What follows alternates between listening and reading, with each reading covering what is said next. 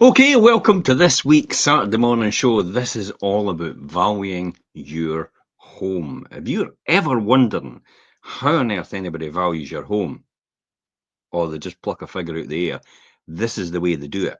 Or this is the way we do it, I would say. Yeah, This is the way we do it. I mean, people do pluck figures out the air. I've had it before because before I was an estate agent, obviously I sold houses as well. I sold yeah, my own house, and it's like I kind of thought the person just plucked a figure out the air and seen how it went. That was it, really. Never really did anything that we do about all the comparables and that, but we're going to go through this. This is yeah, really about every single factor we consider in getting your highest possible price. And that's going to be quite challenging in a market where, interest rates, base rates are still historically high in comparison to the last 15 years. Inflation still, 2.6. Unemployment still sitting about 4.2. And mhm, wage negotiation every year is sitting actually a lot more than inflation just now. So that could put existing pressure. We may actually talk about that on the way through, how the yeah, housing market is right across Scotland, across the UK as well because of that. And we could talk about local areas if we can get the chance to. But really, this is all about valuing your home, all the things you needed to know. So you could really value the home yourself once you've listened to this show, once you've listened to this podcast, once you've gone through this, and we've gone through this yourself. You could do it your exact self. You could value your own home because this is everything that we do, and it's pretty straightforward. So you could do it yourself. yeah, It's not a dark art, remember. People like to think it is, but it's not really. It's quite logical and systematic. I mean, there's dozens of details that goes into valuing a home for sale, and our job is really is to be as ambitious as we can get to get you the highest possible price. Now, you might actually say at this point in time, wait a minute, but you've only got home reports. Yes, but that's what sets the home report, what we yeah, do beforehand in conjunction with the surveyor as well. Surveyors want a bit of help here because they don't know the real time information it happens on the ground. In other words, what a house sells for, if it's selling for under or over, or the exact home report amount as it stands just now. That's why surveyors like that real time information. Could you imagine a surveyor, especially in the boom, which we picked up, is the yeah, fact that they were basing it all on historical information, while property prices were going up 10 and 15% and 20%, and they were still basing it on historical information. So you can see how they would want real-time information from their existing estate agents to understand where the market is right now, to give them a good idea where the home report should be as well. So part of that comes from soaking up the atmosphere, identifying all the areas of value, and part involves learning about your favourite corners and memories to create a compelling story that actually sells as well and getting the highest possible price. However, we when we find you a buyer, then we'll send them round. We're basically sending round the surveyor beforehand, find the buyer, confirming that you're not paying over the odds and risking too much, which means you'll need to justify possibly a valuation as well at the same time. So to set your price at the top of the tree, while being sure that you can get the sale over the finish line, we need to consider the factors. What factors are we considering here, Richard? yeah. So things to consider when you're looking at obviously having your property valued and things is, the location and the local amenities are right up there at the top. The size, the layout of the property, features and styles, and the current condition and the future potential as well. And Mm, then, like you said, Jim, looking at recent nearby sales. But I think when you were talking there in the intro, it makes it so important to have an agent with local knowledge, the real time, obviously, market, and having that really good relationship with surveyors as well. mm. Definitely. And we talk about, even though even your buyer, even though you've agreed a home report, even your buyer might actually, their mortgage lender might actually send a surveyor around again just Yeah, to double check they're happy with the home report value, especially in a volatile market, especially in a market that's probably going up considerably or maybe dropping considerably to make sure they're on point and they're actually giving the lending for the property value. I've had it myself when I yeah, bought some of the portfolios recently, where they've still sent people round just to give them an idea about where it is, regardless of that. So now that you know all the pieces to the puzzle, let's see if they can all fit together to get the best possible price, so you can make the move you really want to make. That's important. Make the move you really want to make than the move you're forced to make because you're not getting the price you really want, and therefore you're not be able to buy the house you really wanted in the first place. It's kind of like bullseye. This is what you could have won. Yeah. If you don't get the Yeah. right price for your house, I mean, I'd be pretty miffed with that. Sitting in a house that really, this is like the second choice about what we could have had, and that sort of thing, and that could just be down to picking the right agent. That could all just be down to picking the right Yeah. agent against the right value. There's no surprise when I tell people that we are actually the agent that gets the most over the home report value and the whole of and everything that we do every Yeah. single time. And there's a reason behind that. So let's talk about location, first of all. You mentioned location, Richard, and Yeah. the local amenities. Does this phrase location really apply? Yeah, I mean, location. They've got a whole property show on TV about it. There's several shows where it all comes into it. But you might not realise just how much we consider before suggesting the asking price as a baseline, what we actually look at. And property values, they could differ significantly from one street to the next. Yeah. From leafiness and tranquility to the mix of surrounding homes and buildings and how well they are maintained as well. These are all things and factors that come in. So location's really important, and what's in that surrounding area, definitely. Let's give you an idea about where the location and how you could start that off. This is actually quite important. Now, let me just share the screen here for people that will see here. Now, I might be jumping the gun. Just let me talk about that current potential size feature nearby sales. Let's talk about it when we get to nearby sales. Actually, Right. we'll Okay. talk about that, and I'll show you real-time information. So when we get to nearby sales, which is the third one, I think it is. Yep. 1, 2, 3, 4. 4. The fourth one. So the fourth one is the current condition, future potential, nearby sales, and all the rest of it. So Yeah. that I'll be able to do real-time information and show you exactly how they get the valuation and where they get it from, and we'll give you some information about that. And Okay. probably I'll pick one at random. I've got one in my head now actually, which will be quite good, which I could actually talk about. Yeah. But yeah, Okay. property values can. You're absolutely right, Richard. It can differ from street to street. A typical example of that is take. Let's look at St Andrews. Yep. You've got the Scores in St Andrews, which is the front line, which overlooks the cliffs towards the sea, and then one back from that, you've got the North Street basically, as well back from that. So when you look at the price with North Street and the Scores, it is actually different in price. The Scores Yeah. is hugely different. And then when you go around the corner and you look at Golf Place, it overlooks the 18th. Then you look at that, then that's a completely different price as well from North Street. And yet it's only just one street. And then you've got Market Street and you've got South Street, which are two different streets as well, and all appeal to different markets. But the difference in value between having front line, the Golf Place and the Scores, against North Street, South Street, and Market Street, there is a huge difference, isn't there?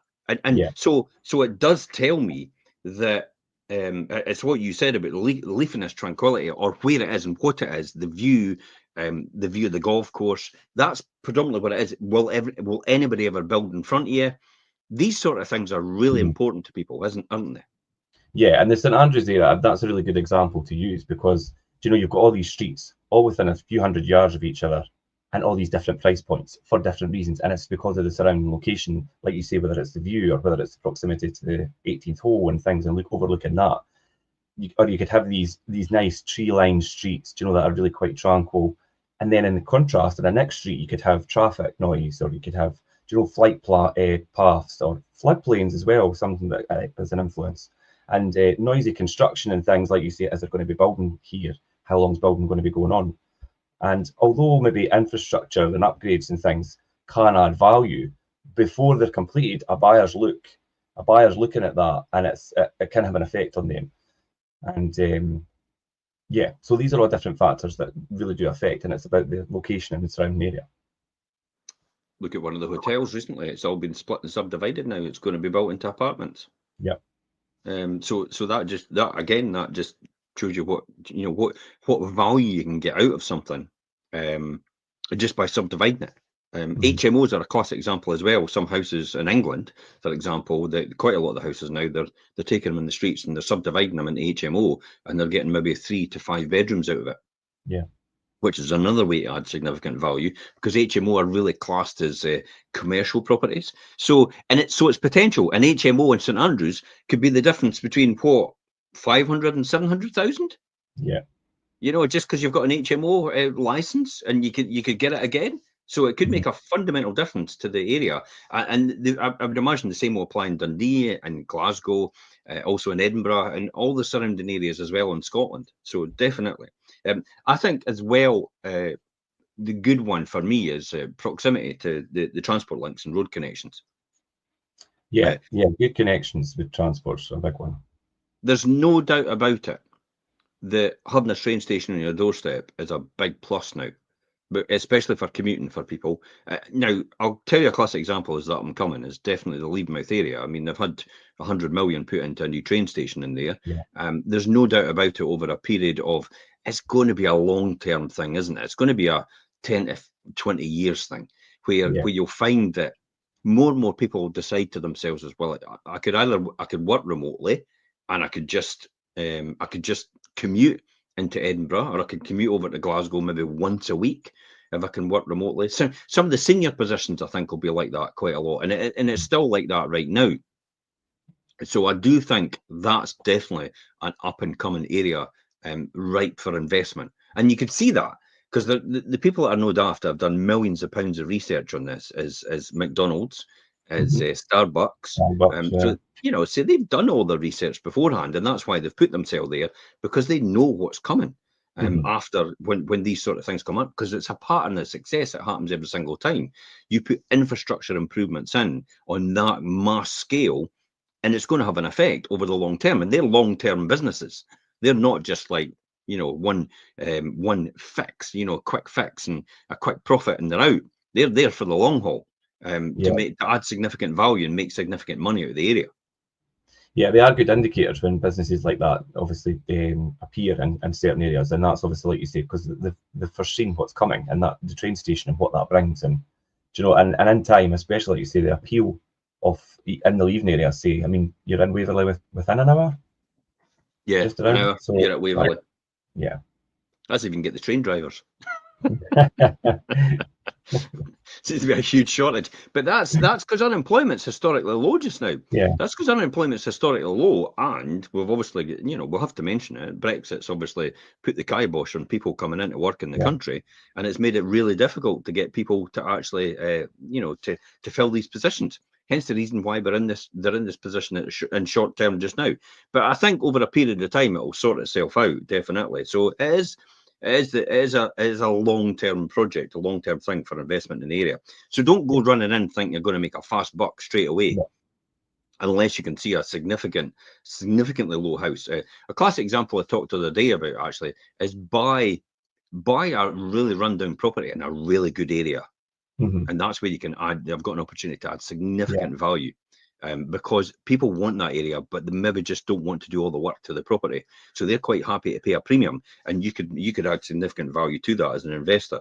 So the road connections, the shops, the good schools especially, you know, some of our schools, some of the primary schools have actually been given good ratings right throughout Scotland for their primary school education and their standards, as well as quite a few of the high schools as well, right through Scotland as well. So we're actually doing quite well, and it doesn't seem like it, because we've all got, you know, the resources are obviously always quite scarce, and it doesn't seem like it on the face of it. But if you start comparing to other areas or other countries, then we're kind of in a no bad shape if we're not the same as well. So I don't think it's necessarily it's got to be perfect all the time. You know, it'll have its swings and roundabouts, and I think we're in that kind of roundabout mode, I think, and then it'll all come back online again, and we'll be on a huge rise again after all. Parkland and nature is quite important, isn't it? That's a big one, yeah. Especially, I mean, people like to obviously get out in nature, have a walk. A lot of people have dogs and go dog walking, so to have that close by is a big plus point as well, and people do look for that, especially in city centres. Yeah, city centres like Edinburgh and Glasgow, and Dundee. you know, having that sort of space. I mean, Dundee's a classic example. You've got all these apartments across the front now, and then you've got effectively what is like to Fife is the Fife Coastal Path, which is the Dundee Coastal Path along the front, and then goes all the way around. I mean, you know, that's quite appealing as well. And plus the fact you've got that beautiful view right across the Tay, towards Newport, and you're on the right side of the sun. Yes. Yeah, because it's like you get it at the front in Dundee, whereas Newport is historically they have to wait till night time to get it. Yeah, because it comes down the other way. They're on the other side, so they have to wait till the sun sets before they get the sun in it. Whereas Dundee gets it straight away, so it's at an advantage. Although Newport's kind of like, and hopefully I'm not going to offend anybody in Dundee, but Newport's kind of like the London of Dundee. And yet it's over the water. But it's DD6, isn't it? Yeah, it's DD6, yeah. And it's a very aspirational area because you find at Newport, nearly every single house, it's a bit like Newborough. Newport, nearly every single house has got a beautiful view across the Tay because they're on a hill and all the way it goes up. Yeah, Newborough is a good example of that as well because they're all sat at an elevated position, and the views down the Tay for Newborough as well are really nice. Here at Newborough, you know, definitely an undervalued area, especially with the fact it's just outside Perth. I just don't get it why it's not more significant value in Newborough than it is because of its proximity to Perth. It's actually quicker to get into Perth, apparently, from Newborough than actually living in Perth and trying to get into the town centre. That wouldn't have surprised me if that's actually. Well, it was Andrea told me that. She says I can get to your office in Cooper quicker to the office in Cooper in my car from Perth. They can actually they can actually get into the town centre or the city centre in Perth from my actual house, and I can get quicker. And Andrea lives in Perth, so she'll know. Yeah. So that's that. You know, that just shows you. So it's all about location, public transport, and good connections. Yeah. And I think the parkland and the nature will obviously draw a picture of for the perfect buyer and target them effectively. That's where it's important then. How do you get that message across? It has to be video, doesn't it? Video, yeah. The video talk up, yeah, definitely. And it has to be the talk up. You nailed it. It's talk up. It's like, how could you just get, it's like, let's show a picture of a park and say nothing about it at all. Let's show a picture of a beach and say nothing about it at all. How could that convey any message at all to anyone showing pictures like that? All it does is gives a misinformation about the fact that possibly that house might be so close to the beach it's there, and yet it's probably so far away from it, and it'll really annoy the customer, the buyer, definitely. Imagine a buyer turning up and seeing a photograph of a beach and then going, so where is it in relation to the beach? Where is it? It's like, oh, well, the beach is about a couple of miles away.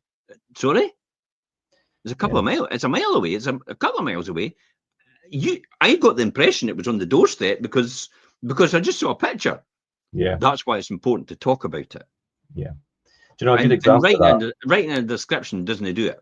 Because if you're like me, you don't really read descriptions that much. I fall asleep sometimes and I lose the will to live with some. You just skim over them. Yeah. But yeah, a good example of that is there was a property I took over from another agent that had it since the middle of the summer, and they just had no luck selling it. I mean, I looked at the listing for they had no photo of the back garden, they had no mention of the train station nearby. Anyway, took it over, put it on the market, sold it for $5,000 over within 2 weeks, and it's been sat for months. And it was my video that done it, and it was the mention of what's there in proximity. I know it was. Yeah. So these are all important things, and not only do we take into account to advise you on the price, but much of it needs to appear in the advert when your home hits the market under there is new trading standards guidelines. So you know, and our changes to selling homes vlog, which is on this post, so you can click on that. Is size and layout important when we're valuing? I could give a quick answer to say yes, but I mean, why is it important? What's the importance and why, Richard? I think you probably have a good example to talk about. I think there was one in St. Moniz you done a few years back. But just because two homes are the same size doesn't mean that they share the same value. And while the overall floor area obviously matters, the selling price can be heavily influenced by other factors.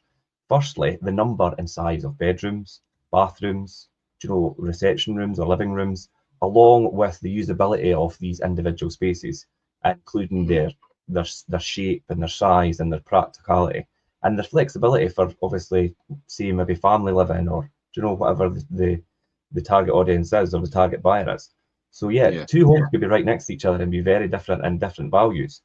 And I think there was it two in St. Moniz that you done one, and another agent done one, and there was like tens of thousands of difference in price.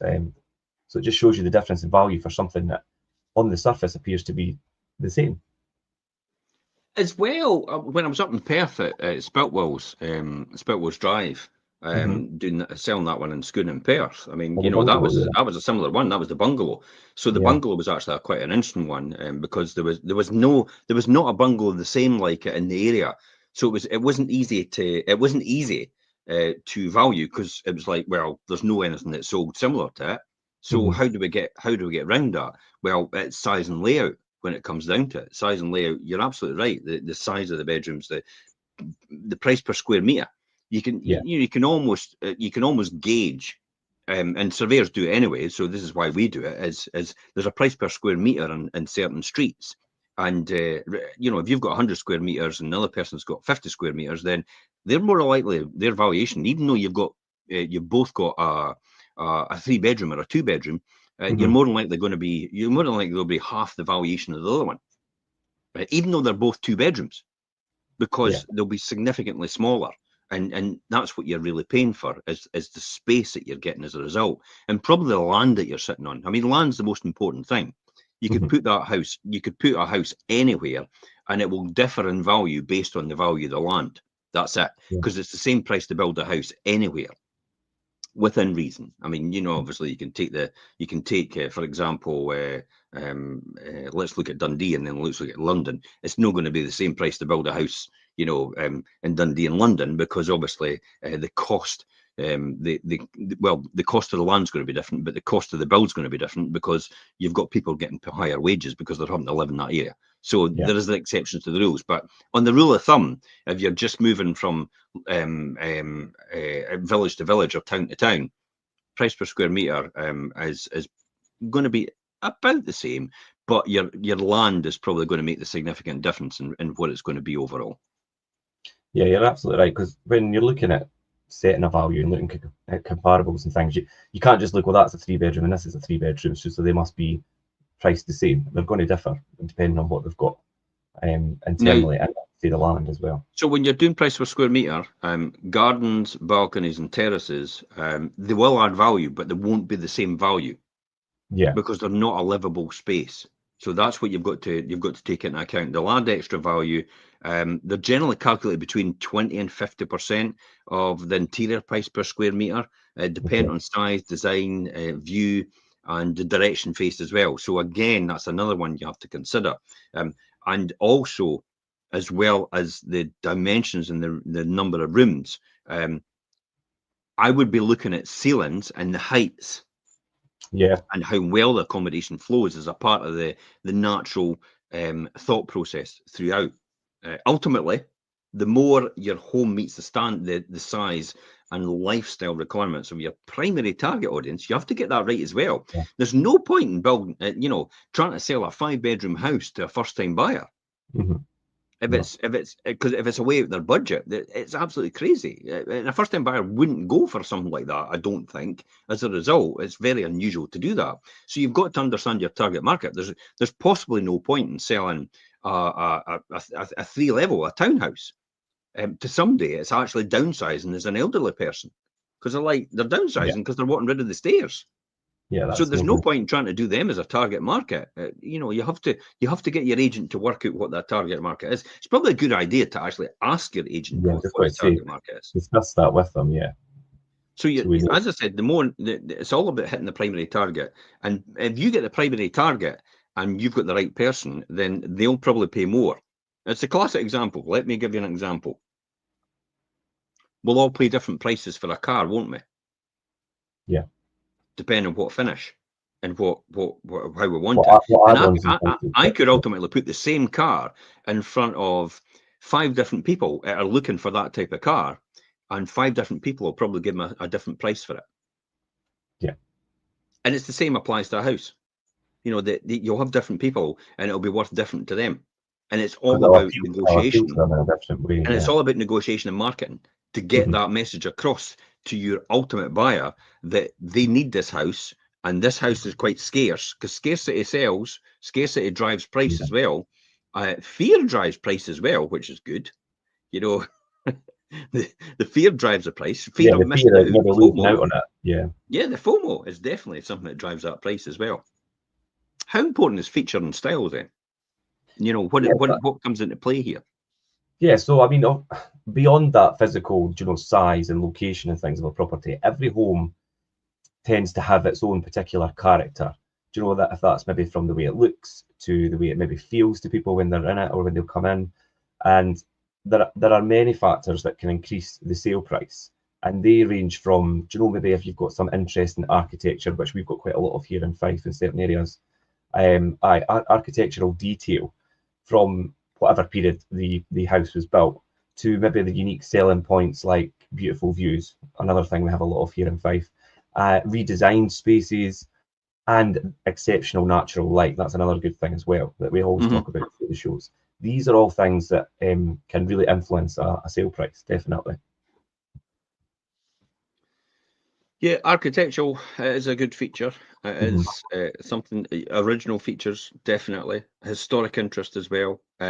Listing, quite an interesting one. Because some people are actually put off by a grade A, B, or C listing. You know, Historic Sometimes Scotland people gives it. share away, yeah, they Yeah, do. They share and away. and and s- and for me personally, I think it adds so much features to it. Yeah, But I actually target the right people because I talk about it so much in a video, and point it out. There's no point in getting somebody round and then they find out that it's a grade C listed and they can't do changes to the front or because of that. A grade B, they can't do changes to anything in the front yeah. at all. And sometimes even interior wise, and a grade A as well, some interior wise, you can't do any changes at all. Mhm. And there's no point in getting somebody round if they want to put their own stamp on it, because it's not going to happen more than likely because of these features. So you have to talk about these features and you don't hide them because you want to hit the right target market as a result of that. Yeah.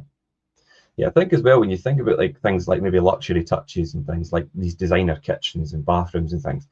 For me personally, I quite like when maybe you've got the architectural facade that maybe you can't touch and the property itself's got a lot of character, but you go inside and it's quite modern and they've got that mix. Do you know these luxury touches with the luxury kitchen and bathroom against these obviously period features and things? I think that's a really good mix if done correctly, obviously.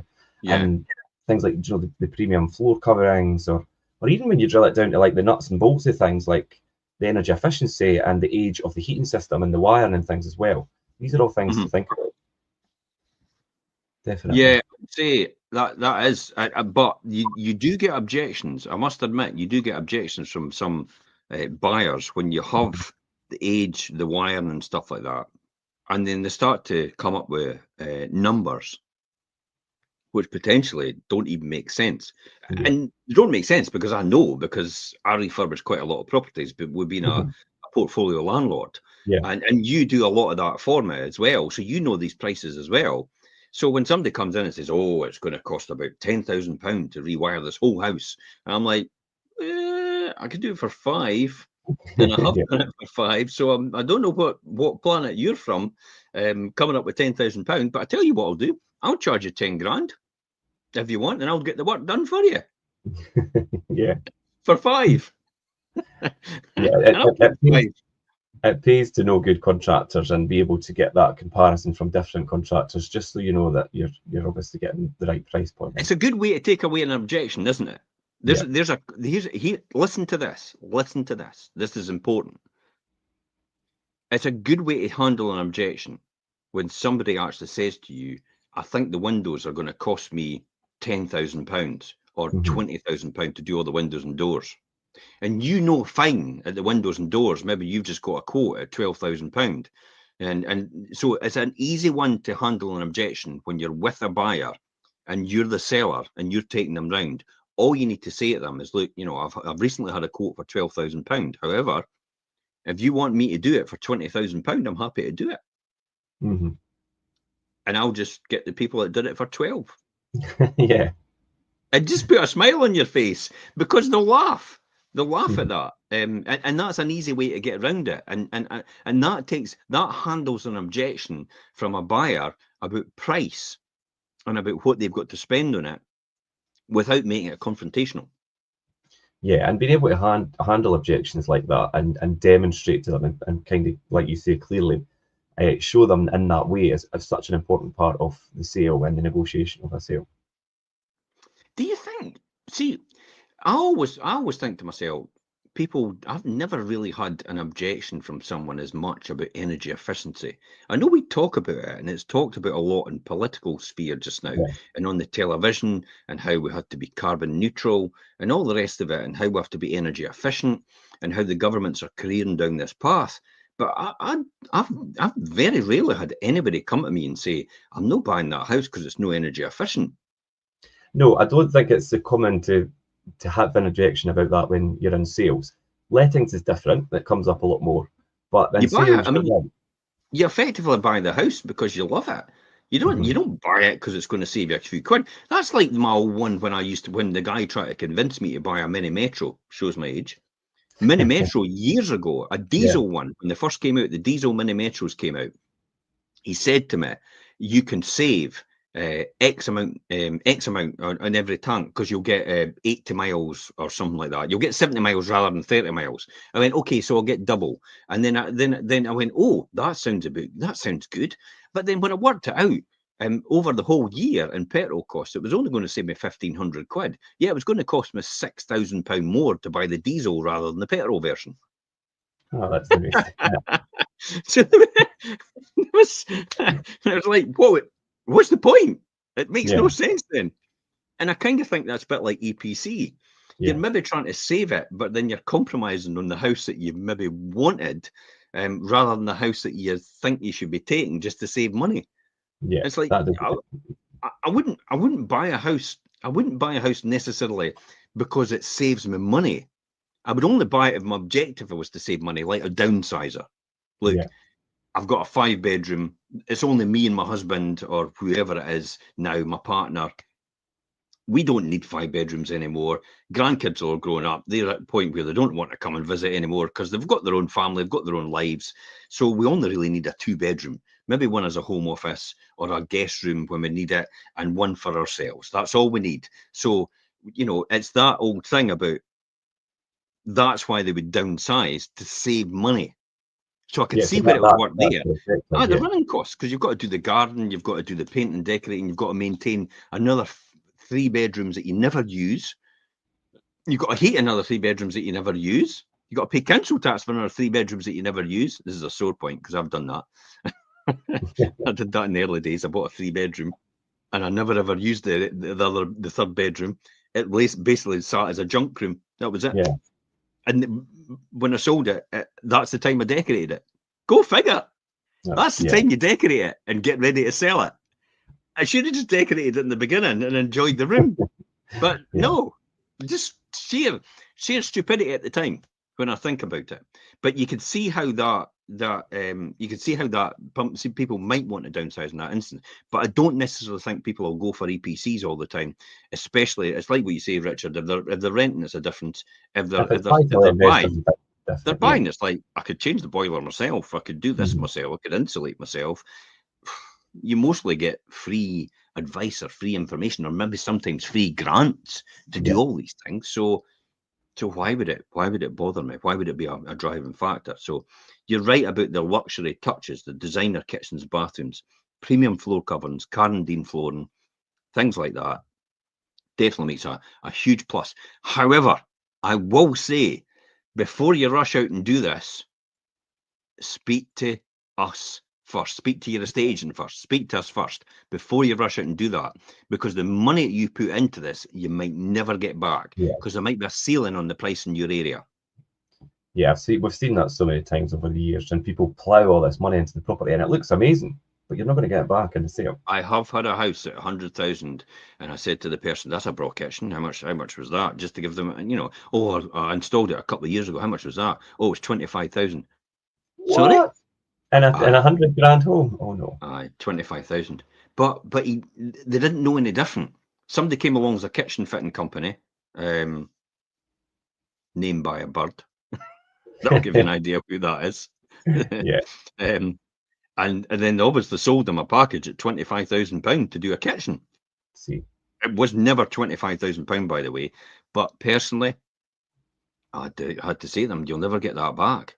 And I think they kind of knew, because they did like, yeah, I was hoping, but I was expecting. I was hoping, but I was expecting. It was kind of that sort of thing. So definitely, so speak to an estate agent before you go down these routes, before you actually do all that work, because you might get more value at your home actually just keeping it. Because remember, as more and more you refurbish, you put your price up more and more, and therefore you potentially your buyer numbers get smaller. You know, as you got, so you've got lots of buyers here, but then as your price goes up, it's like a triangle, and you go up to a point where you've maybe only got 3 buyers that'd be interested in your property. Yeah, because the price is so high, and it's in an area only attracts a certain amount of people, and it's maybe at the higher end of the price point. Affordability as well, key questions, key things as well. Parking provision. Yeah, I mean, comes up a lot. Yeah, parking comes up so often, and I think as there's more and more cars on the road, and think people want off-street parking, possibly a garage, the driveway, or some sort of dedicated space for however many vehicles they have. Now, the typical family home, it might have 2, possibly 3 cars now. And that really eases the street parking situation, which I think a lot of people will be aware of. Because, I mean, the streets are just jam-packed with cars now. So dedicated or allocated parking or driveway is really something that comes up a lot for any property sale. Whether it's right outside or maybe possibly just close by, but it's allocated for the property, as long as there's some sort of parking, is a really big plus point, and will have a positive effect on your valuation as well. Yeah, I think quite a few people have extra vehicles, potentially caravan that they want to store off road. Workshop, really important to a lot of people. They want workshop because they've got hobbies now that they want to just work on stuff, or they've got hobbies like diving. They want to keep their gear, cycling, want to keep their bikes, all these different things. These are all things. I mean, years and years ago, you never had stuff like that. People were just thankful to get through the war. I mean, when you think about the logic of that, survival was the most important thing. Now it's gone to a point where we're like, oh well, I can't buy it because I don't have anywhere to store my bikes. My push bikes. It's like, wow. It's like that's a change in culture, isn't it? It's a completely different era. Completely, from a few years back, So you're absolutely right. Dedicated space for vehicles and stuff like that is probably quite important, especially if you've got a family like mine. Everybody's got a car. It's just as well we've got a double driveway, double garage. I've got a camper van, and then we've got another vehicle. It's like we all have to squeeze into there, and sometimes it's a challenge, but we manage it. And that's a good example, because I mean you've got quite a reasonably good sized driveway, but because you've got that many vehicles, it's sometimes started off with one car. Then Elaine got a car, and then Tony got a car, the boys got a car. Ben got a car, Scott got a car. I've got a camper van. We've got a commercial vehicle as well in the garage. It's like, I get moaned about that sometimes. When are you going to get rid of that? It's like, well, it's like I might resurrect the company. I just want to keep it. I didn't want to spend all that money and then get rid of it and then find out I want to resurrect it and start it again. Anyway, apart from that, I mean, showcasing your home to stand out in the standout qualities is all really part of the strategy to elevate its appeal and presence in the marketplace. I would definitely think that, and to help you capture that imagination and offer from your ideal buyer. Yeah. What's the next one, Richard? So then that brings us on to recent and nearby sales, which is an important part of obviously establishing your valuation. Whether your buyer This is where I was going to talk about comparables and being able to do it yourself. Will we go through this first, and then I'll show people how we do it? Yeah, we'll do that before. We'll do this and then look through that, and then before we move on to. Perfect. Okay. So recent nearby sales is quite important, isn't it? Yeah. So as I was going to say, whether your buyer is possibly getting a mortgage or even if they're paying entirely cash, if they're lucky enough to do that, they'll send a surveyor to the home, the property, to value your home using cold, hard data. And that's the most important thing. Rather than just some rosy and enthusiasm of some estate agents, like you say at the beginning, sometimes they're just plucked from thin air sometimes. And the main factors to consider when they're doing this are homes like possibly yours, of comparable style and size and condition in your neighbourhood that are under offer or possibly just recently sold. And you look at them for an accurate snapshot of what the achieved price points are in the area. Now, it might not be a direct comparison in terms of the price point, but it's a good indication of how you get to that price point. Yeah, I've seen that comparable condition. Condition is quite important. This is a real good one when I think about it. The condition. I've had two houses exactly the same. One is actually sold, and then I go to value the other one, and they said, well, that sold last year, and it sold for X amount. And then I pull out the pictures for that one, and go, okay, what does it look like in comparison to yours? It maybe sold for 200,000. What do you think yours is worth? And then they go 200,000. I go, what does it look like in comparison to yours? Oh, the kitchen's absolutely beautiful. They put a new kitchen. And I remember they put new heating in recently as well. And it's an energy efficient. We've got the old Baxi boiler. And I remember they put a new bathroom suite in as well. And, so what do you think that's going to cost them to do all that? It must have cost them at least about, 20 or 30,000 pounds to do all that. Yeah. I went, okay, so you're thinking your value is the same as theirs then? And then the penny drops. And then they go, realize. Oh, right, okay, I never thought about it like that. But would it not gone up that value in that time? What, 15% in a year?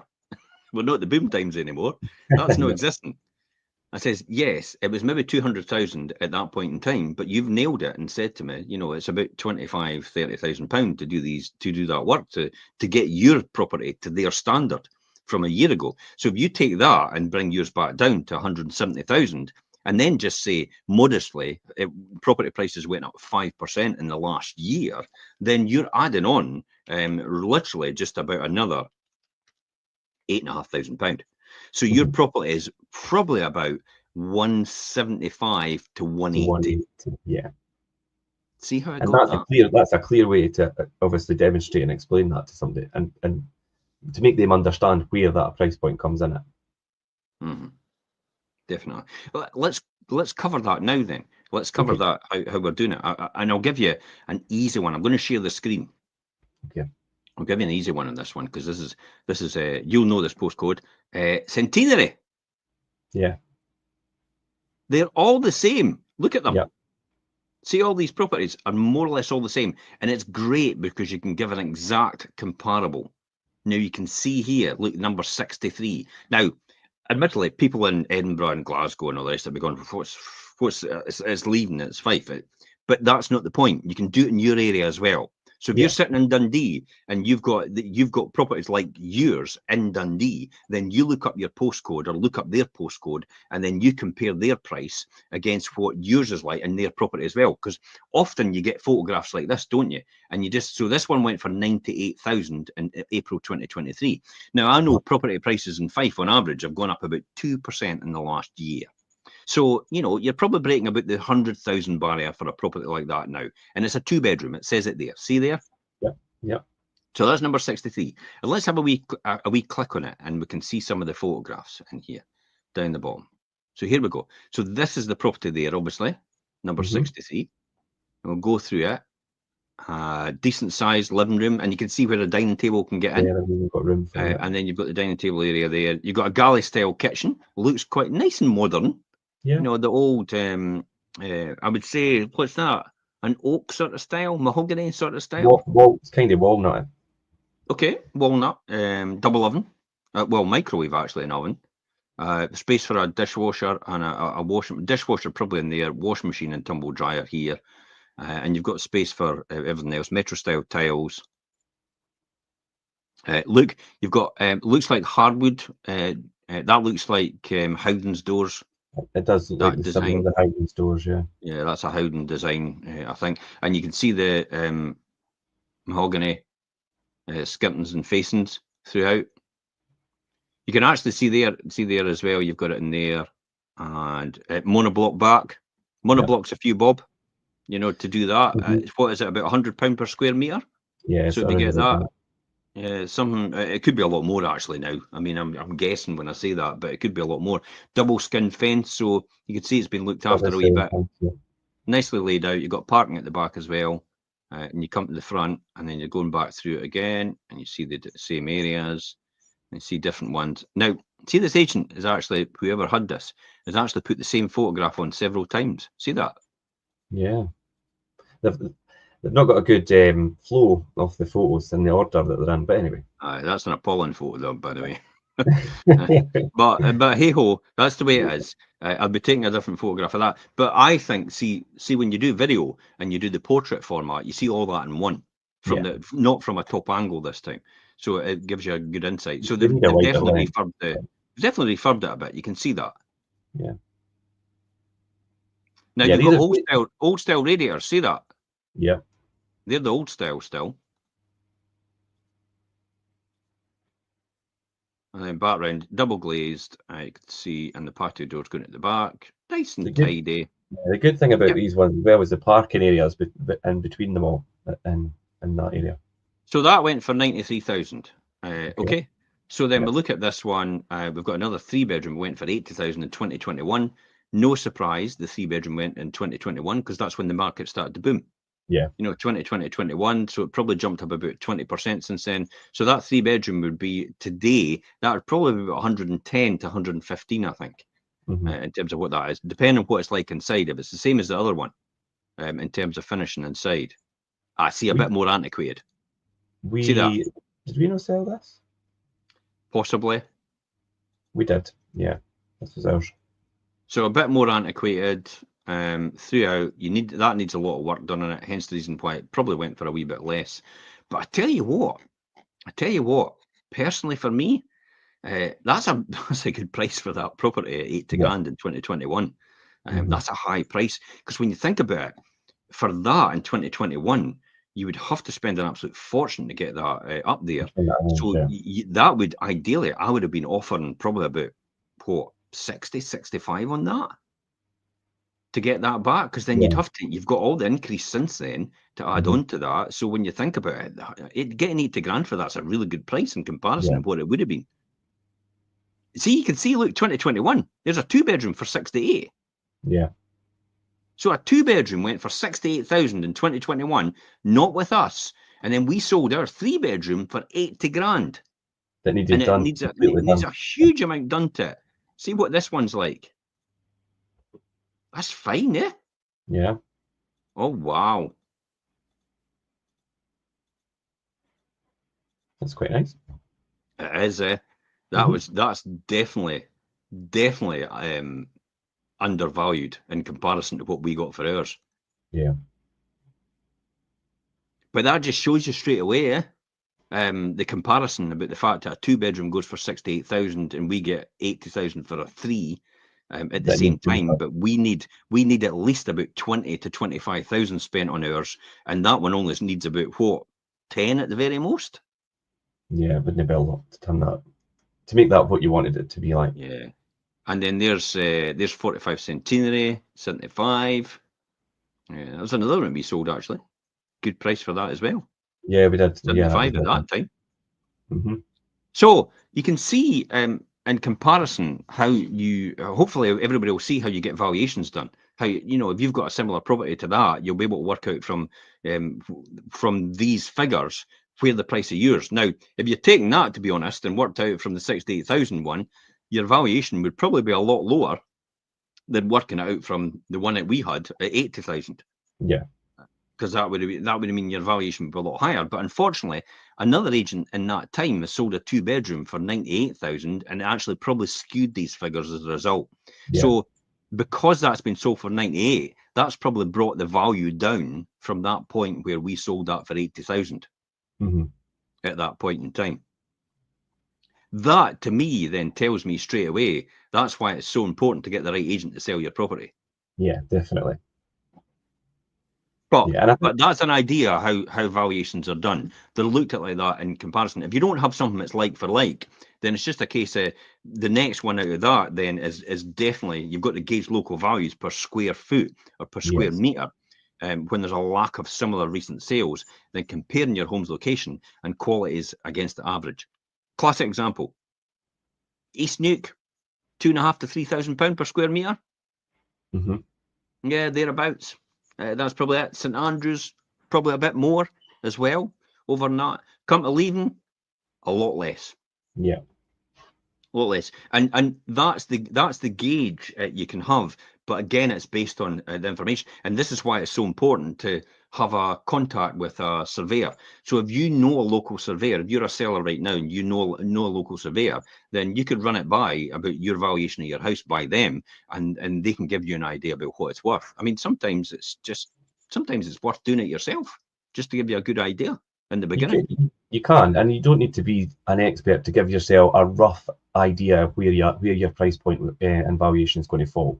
As if you just do a run through like what we just done there as an example, you'll also come up when you look at that and do comparables and things. You'll come up against houses that have maybe been stuck on the market or failing to sell, which can really show when a price ceiling has been reached and where there's no buyers to be found. That's something as well.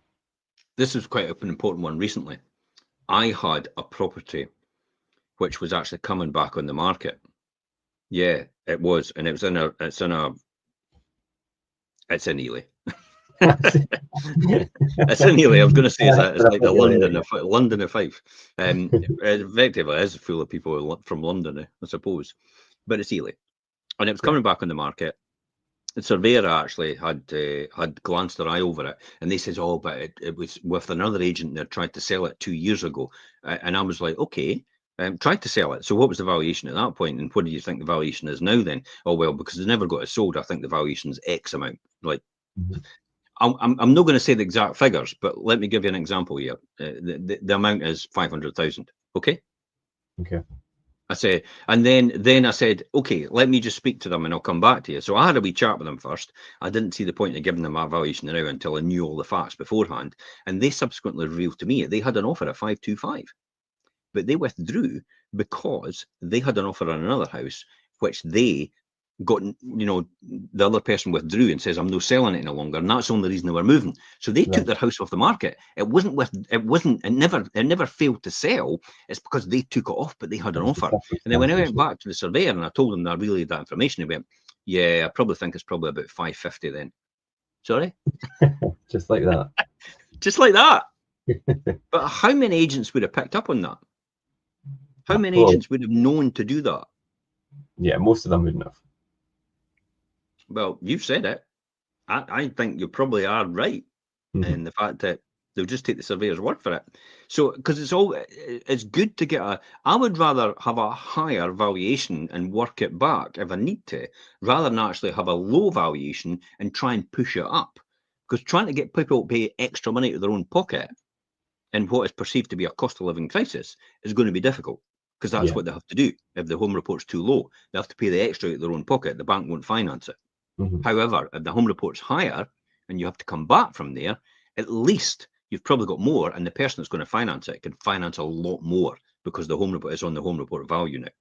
Now, the home report value might change on the valuation when they come around to do it again if you're getting it for lower than what the valuation was in the first place. But that's okay. Probably significantly more than what it was in the beginning. 550. Yeah. I'd rather get an offer at 540 with a 550 home report than an offer at 530 with a 500 home report. Yeah. Yeah. And see the difference? A lot of people might think, but what? But then, yeah, it makes sense. Yeah, absolutely. One, you think you're losing £10,000, but you're not. No. You're actually gaining £10,000. Yeah. And it's all based on factual information. It's all based on, and again, it's fact rather than actually what everybody assumed in the beginning. You know what assume is. Yeah. Assume, ask of you and me. And that's why I never assume. I get the facts first and then relay them back and get the right information. And that's what we all do as a result of that.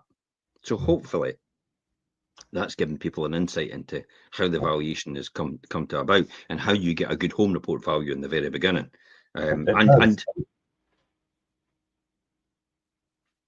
Another important kind of rule of thumb, and we obviously noticed this a lot through like the 2020, 2021 period, when surveyors tend to accept new price levels being achieved when the market's really busy and homes are selling fast and things. We went through that just a few years ago. But they take a more cautious approach when it's when times are a wee bit slower and things start to wind down a bit. Yeah, they're doing that right now, aren't they? Yeah. Oh, the pessimists are out again. Yeah. The reality is, if the market can afford it, and there's a way to gauge how the market can afford it. It's 6 times multiplier of the average income in the area, and if that's the right, if that comes to the right value, then fine. For example, if the average price, if the average salary in the area was £25,000, multiplied by 6, you would have £150,000. So the easy buy is 150 up to 150 grand, an easy buy for everybody. And then when it gets past 150 grand, it will start to get, it'll start to drop, it will start to taper off till it gets to the 300, 400,000, and then it's goosed. That's why in some of the areas, everything up to 200 to 250,000 pounds is quite easy for somebody to buy. And affordability levels, but as interest rates go up as well, and mortgage affordability drops as a result, and gets dearer every single month, therefore it pushes people out the market, and therefore the buyers dwindle, and that price begins to go down. Now, even though base rates have changed, the Bank of England has signalled quite clearly that the 5 interest rate drops they thought they would have next year are probably going to be 3. I don't think they're actually going to put base rates down at all much next year. Once, if anything, maybe twice at a push, but I don't necessarily think that's going to happen.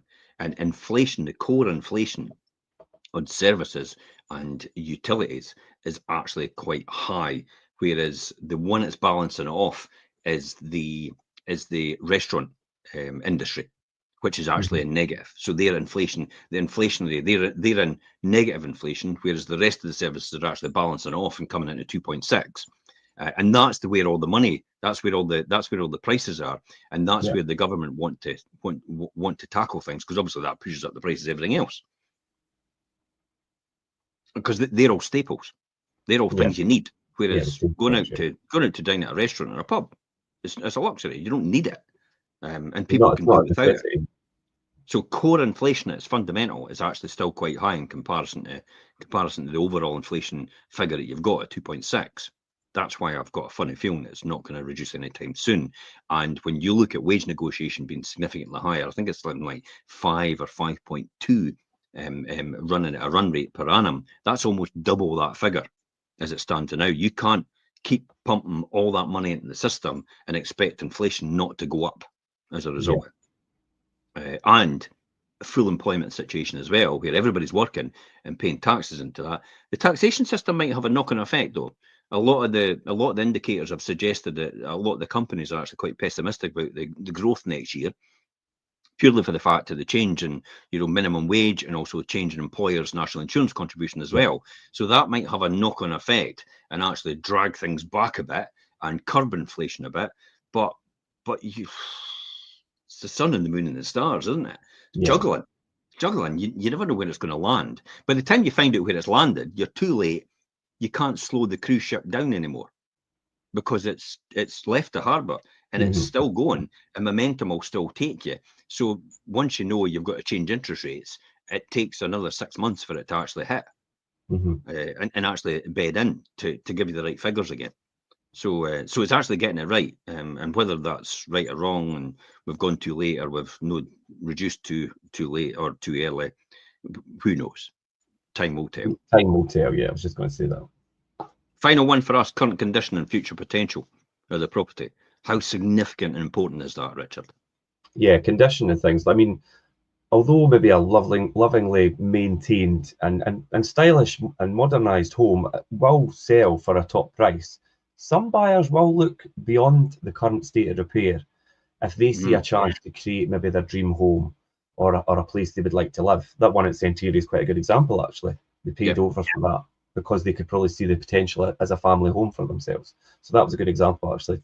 And the type of buyer we target depends on the work that's required and the potential cost of that work. And there is some general guidance that we could run through. And improvements like installing a new kitchen, new bathroom, they're right up there with obviously the main things, the replacing the floor coverings, updating the decor. They're often seen by buyers as an opportunity to kind of implement their own personal taste as well as adding a bit of value as well. So they're important things, these upgrades and the cost of them. Structural, brickwork, roofs, rainwater, goods, all these different things that would maybe cause it would deal with damp or dry rot are generally suited to cash buyers or those in previous renovating experience. There is future potential, but again, I keep saying this is all about measuring up what it's going to cost to do versus what you're going to add value onto. And some people just don't get that. I've seen people fall foul of it before, where they bought a house at, I don't know, maybe 200,000. They spent about 100 grand in doing it up, and it's like, and then they're wanting me to give them a valuation of 350 grand, and I'm like, you're lucky if you get 260 out of it. Yeah, it's just, it defies logic. So that's why it's important to speak to. Once you get your thought process and your plans together, speak to an estate agent first or several estate agents to get an indication of me. Yeah. Honest, if you're speaking to us, there's no point in speaking to another estate agent.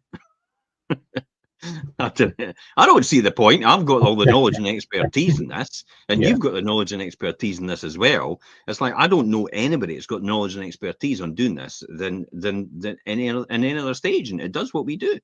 Yeah, and hopefully when people listen to us on the shows and things, they do pick up on a lot of stuff that they're not going to hear from other agents. Yeah.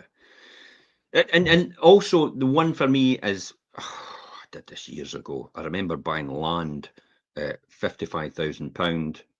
They didn't realise they were still under planning permission because they'd started off the 7 in the development and stopped at 4 and left 3 I know for about 20 years, And I picked them up and there were service plots, and I found that the planning permission was still in place because they'd started the job, and they never realised the people that sold me. It was a solicitor too that sold it.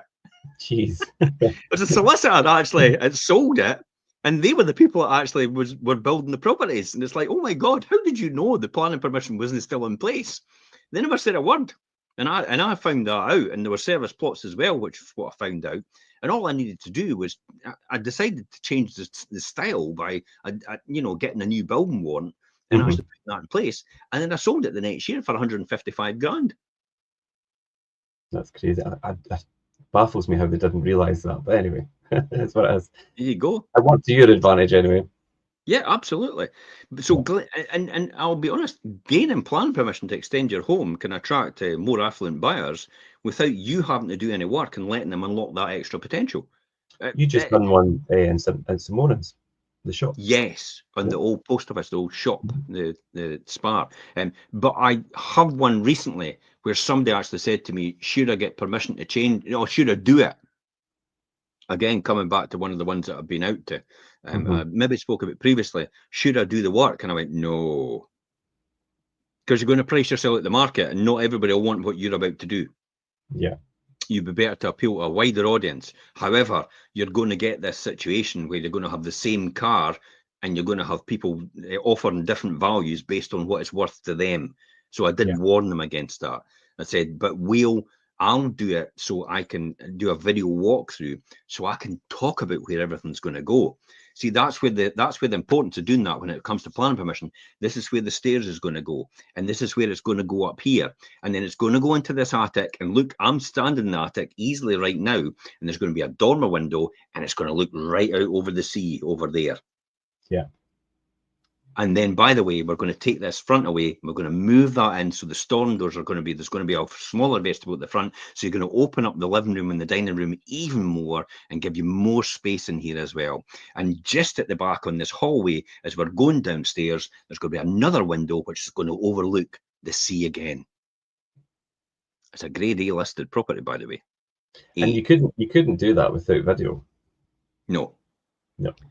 and they've not even done the job. When you think about it, they've not done it. So you'd have to do the job to convey that message. You have to do the job for somebody to see it in a photograph, but for somebody to talk about it in a video, you don't And need to do that job at paint all. that picture in the person's Yeah, I mind. Yeah, could paint that picture yeah. because I could see it. I was If doing it. you can see I was it, doing it while you were talking through the other day. yeah, if you can see it, I can show you it. I can show you. If I can see it, I can show you it. Yeah. Even though it's not even been done. It's all about painting that picture and becoming a fantastic storyteller. That's what it's all about being an estate agent. That is ultimately what gets you significant value. To see if your home is valuable enough in the future potential, you can read about how to get planning permission and add extra value in one of our blogs. We've got it on here as well. You can click on that, and in our previous grand design vlog as well. If you'd like to know more, please feel free to reach out. More than happy to have a wee chat with you. We've got a very we've got a really good team, a world-class team here, where they're all educated to that sort of level that we're at now, and we're talking about just now, so they'll easily be able to advise you on what you should be doing next, and that's where the value is added. I often say to people, it's like, by the time I finish this conversation with Eugene round with you, you're literally getting me for nothing, because the value I've just given to you is worth the estate agency fee in itself before I've even sold it. Yeah, because that kind of knowledge and understanding of how to obviously sell the property, value the property, the market, and things that comes with experience, which that's where the price point comes in. Definitely. Thanks very much for coming on the show, Richard. If anybody's got any more questions, please feel free to ask. I see there's a couple of questions in the comments. I will respond to them. I'll go online and I'll respond to you. I just didn't want to cover them on air because I had a lot to cover, but I will respond to you. So more than happy to do that. Until next time, guys, to next week's chat of the show, it's bye-bye from us. Bye.